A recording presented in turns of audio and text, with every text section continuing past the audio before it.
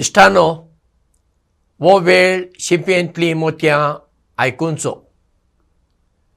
ईश्वर चंद्र विद्यासागर हो 20व्या शेंकड्यांतलो भारतांतलो एक समाज सुदारक, समाजसेवक. एक दीस तो असो चलून वेताना रस्त्या कुशीन एक ल्हानशें घर, दार बंद आसा, पूण त्या घरांतल्यान कोण तरी व्हडल्यान रडता, रुदन करता. हें ताका आयकलें आनी तो चिंतूंक पडलो, कोण रडता काय, कितें जालें काय म्हूण तो पळोवंक त्या घरा कुशीन गेलो. दार मागीर अशें भितरल्यान कितें बंद करून आसलें. ताणें अशें भितर वचून पळयल्यार एक जाणटो मनीस खूब दुखांनी रडता. तेन्ना विद्यासागर वचून ताका विचारता, बाबा कित्याक रडताय, कितें जालें तुका, म्हज्यान तुजे खातीर कितें करूंक जाता. तेन्ना तो जाणटो मनीस म्हणटा, जितले जाण हांगा येतात ते सगळे म्हाका हें सांगतात, पूण कोण म्हाका आदाराक पावना आनी तुज्यांनी जावचें ना. आसूं, सोड. पूण विद्यासागर ताका म्हणटा, ना बाबा, म्हाका सांग न्ही, तुजें दुखाचें कारण कितें, कितें तरी कारण आसतलें न्ही. बेश्टोच तूं कितें रडताय, खंतींत आसाय, दुखांत आसाय. तेन्ना तो जाणटो मनीस ताका आपली परिस्थिती सांगता. कांय वर्सां आदीं ताणें गरजेक म्हणून ह्या घराच्या नांवार कोणा कडल्यान दुडू रीण घेतलें, पूण तें तो फारीक करूंक पावलो ना.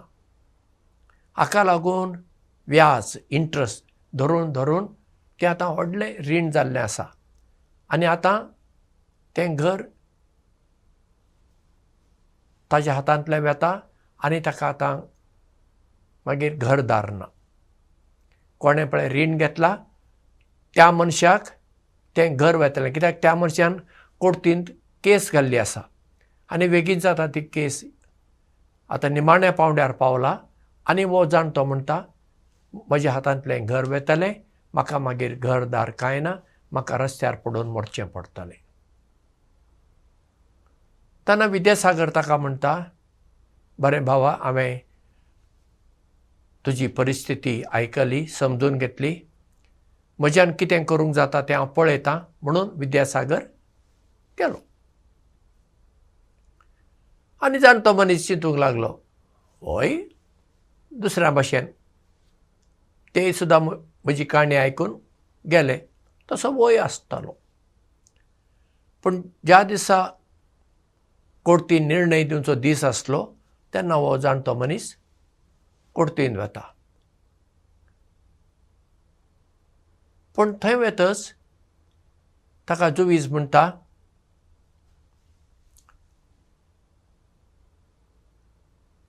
तुवें कांय पयशे दिवची गरज ना, आतां तुवें तुज्या घरांत रावूं येता, कित्याक तुजें सगळें रीण, तुवें घेतले पयशे आनी ताजें व्याज हें सगळें फारीक केल्लें आसा.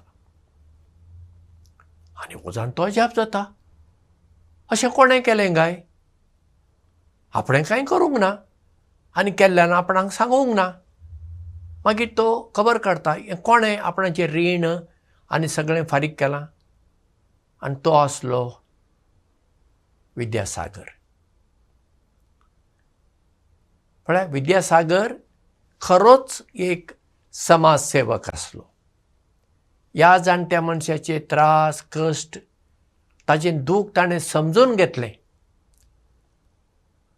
फकत समजून घेवन तो वगो बसलो ना, आतां आपणें कितें तरी करूंक जाय.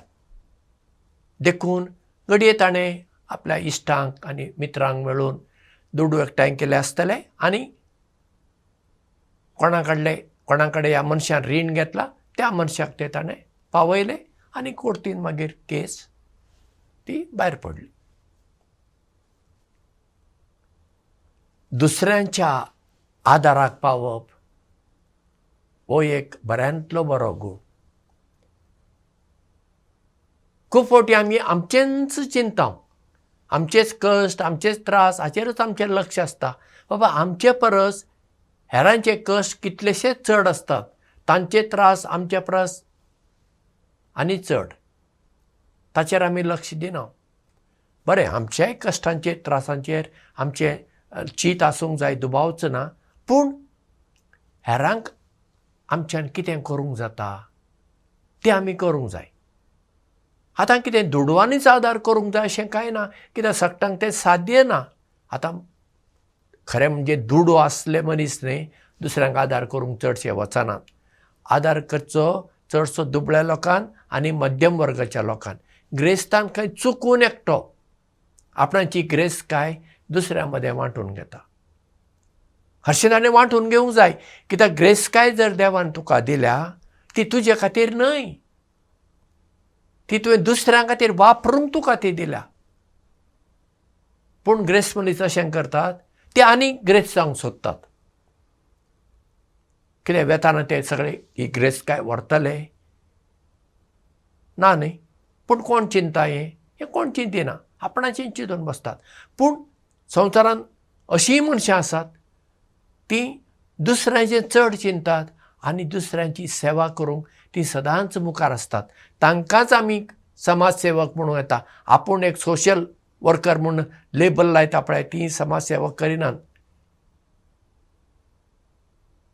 तें नांव जोडूंक मात्र.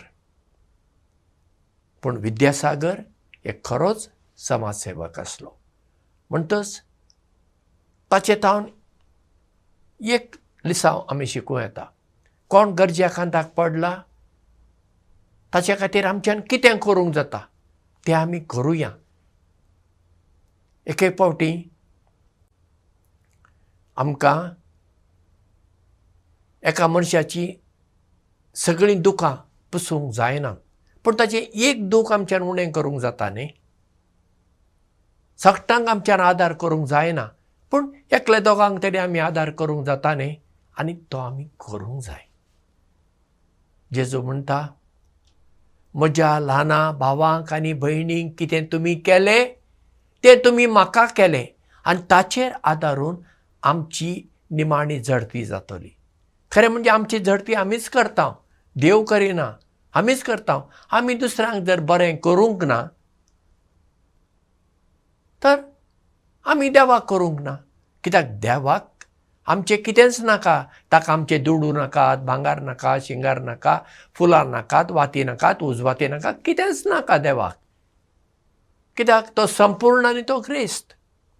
पूण देव आमचे थावन कितें आशेता, आमी दुसऱ्यांक चड करून गरजेवंतांक पावोवंक जाय हें ताची अपेक्षा आसता. म्हणटच जें कितें आमी हेरांक चड करून गरजेवंतांक करता तें देवाक पावता. म्हणटच हें चिंतप आमी आमच्या मतीन दवरुया, तें आमी जेवया आनी हेरांच्या गरज्या खाताक पावची मनशां जावया.